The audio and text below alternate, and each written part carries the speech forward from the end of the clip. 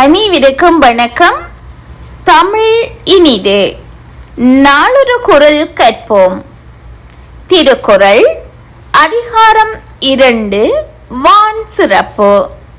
குறள் எண் 11. வான் நின்று உலகம் வழங்கி வருதலால் தான் அமிழ்தம் என்றுணரற் பாற்று. இதன் பொருள்,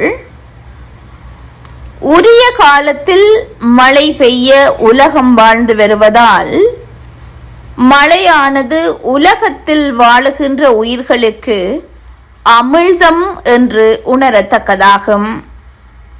மீண்டும் குறள். வான் நின்று உலகம் வழங்கி வருதலால் தான் அமிழ்தம் என்றுணரற் பாற்று. நன்றி.